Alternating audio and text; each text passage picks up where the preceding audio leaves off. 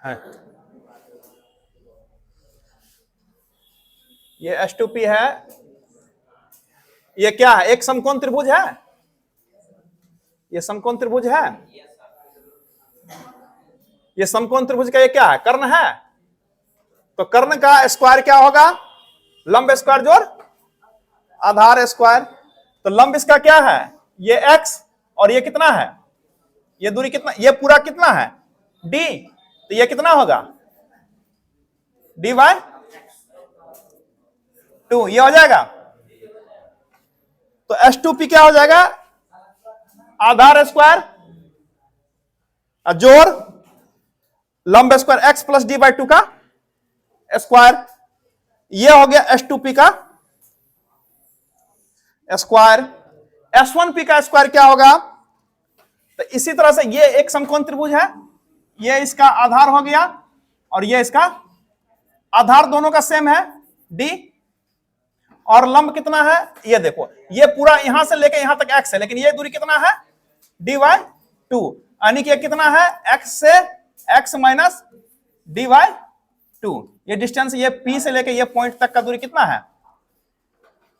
x minus D by 2। तो कितना हो जाएगा? D square plus x minus D by 2 का होल स्क्वायर। ये अब इसको सॉल्व कर लो, इसको सॉल्व कर लो तो क्या आएगा? देखो, D square minus D square, ये दोनों तो कैंसिल हो जाएगा।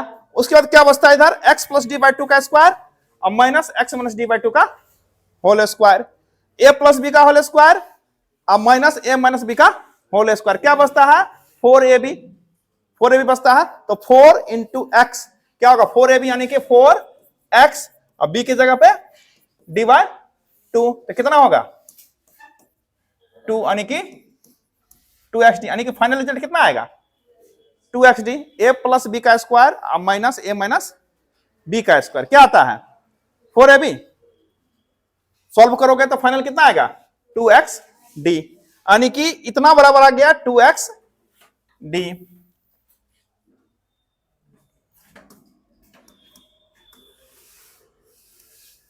आगे देखो,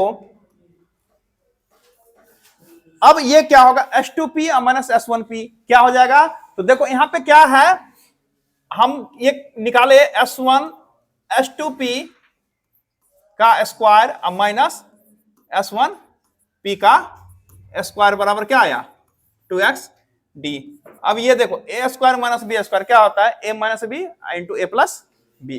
तो ये हो जाएगा H2P माइनस S1P गुना H2P प्लस S1P बराबर क्या हुआ? 2xd। तो H2P माइनस S1P बराबर क्या होगा? 2xd bye H2P plus S1P। H2P S2 से P की दूरी और S1 से P की दूरी लगभग 2d लिख सकते हैं।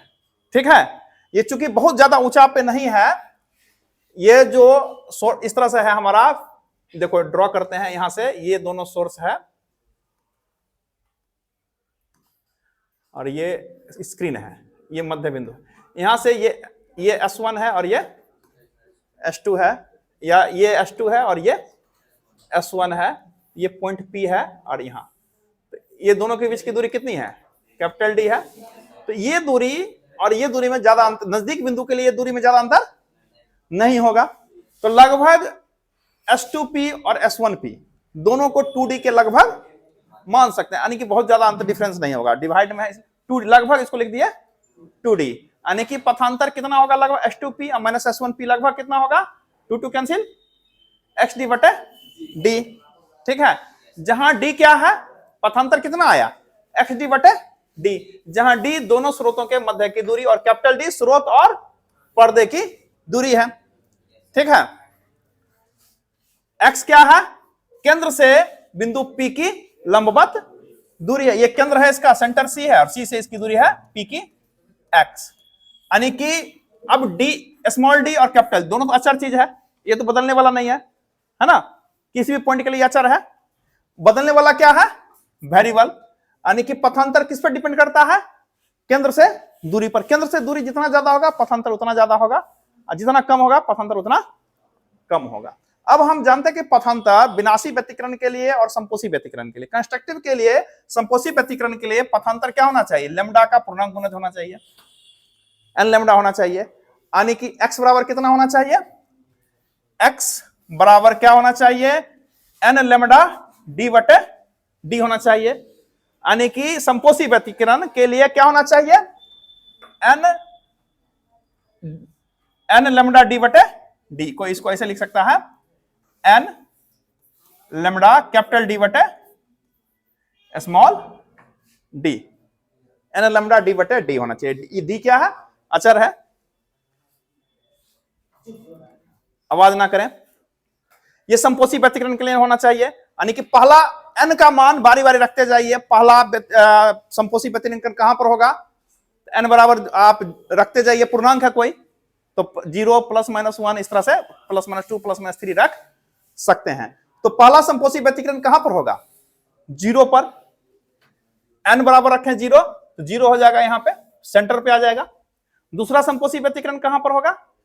लैम्डा डी बटे डी दूरी पर। तीसरा कहां होगा?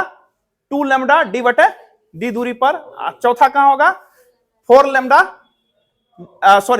डी बटे डी पर। क्लियर है? तो इस तरह से प्राप्त होगा। और विनाशी व्यतिकरण के लिए क्या आ जाएगा? विनाशी व्यतिकरण के लिए क्या होना चाहिए? विषम गुणज होना चाहिए, यानी कि पथांतर क्या होना चाहिए? एक्स डी बटे डी क्या होना चाहिए? लैम्डा का विषम गुणज होना चाहिए, यानी कि 2n+1/2 क्या प्राप्त। और विनाशी व्यतिकरण के लिए क्या होना चाहिए? यहां पे लाइन छूटा हुआ, इसको आप जोड़ सकते हैं। एक्स डी बटे डी बराबर क्या आना चाहिए? 2n+1/2 लैम्डा होना चाहिए, जिसको हम सॉल्व करेंगे तो क्या आ जाएगा? 2n+1/2 डी लैम्डा बटे डी आना चाहिए। यानी कि विनाशी व्यतिकरण के लिए अगर हम डालते हैं तो हमारे पास x क्या आना चाहिए? n+1/2 डी लैम्डा बटे डी, यानी कि कितना दूरी पर? डी लैम्डा बटे डी। ये तो अचर हो गया, किसी भी तरंग के लिए डी लैम्डा बटे डी। लैम्डा तो तरंग दैर्ध्य है जो अचर है, किसी भी एक तरंग के लिए कोई भी रंग का तरंग लिया जाएगा मोनोक्रोमेटिक, तो उसके लिए लैम्डा क्या होगा? अचर होगा। तो पहला कहां पर होगा? तो n बराबर 1 डालेंगे तो कितना हो जाएगा? 1.5 इंटू दिस पर विनाशी हो जाएगा, 2.5 into this, 3.5 into this, 4.5 into this पर क्या हो जाएगा? विनाशी हो जाएगा, है ना? यानी कि 1 गुना, 2 गुना, 3 गुना, 4 गुना पर संपोषी हो जाएगा, और 1.5 गुना, 2.5 गुना, 3.5 गुना, 4.5 गुना पर विनाशी हो जाएगा। क्लियर है? तो अब हम यह देखना चाहते हैं कि फ्रिंज की चौड़ाई कितनी होगी, यानी कि फ्रिंज का डिस्टेंस कितना होगा। फ्रिंज की चौड़ाई होगा यानी कि 2 लगातार विनाशी व्यतिकरण के बीच की दूरी, या 2 लगातार संपोषी व्यतिकरण के बीच की दूरी फ्रिंज की चौड़ाई के बराबर होगा। तो 2 लगातार फ्रिंज, दीप्त या अदीप्त फ्रिंज की दूरी, जिसको हम मान लेते हैं बीटा, तो क्या करेंगे? इसमें हम कोई x, मान लो कि xn +1 -xn करते हैं, तो n की जगह n+1 रखते हैं इसमें, तो कितना हो जाएगा? n+1 लैम्डा डी बटे D minus n lambda D बटे डी करेंगे तो क्या आ जाएगा? लैम्डा डी बटे डी कॉमन है, तो n+1 minus n lambda D बटे डी, n कैंसिल हो जाएगा, कितना हो जाएगा? लैम्डा डी बटे डी। ये हो गया फ्रिंज की चौड़ाई, यानी कि दीप्त फ्रिंज की चौड़ाई ये हो गया, और अदीप्त फ्रिंज की चौड़ाई भी इतनी ही प्राप्त होगी, यानी कि बीटा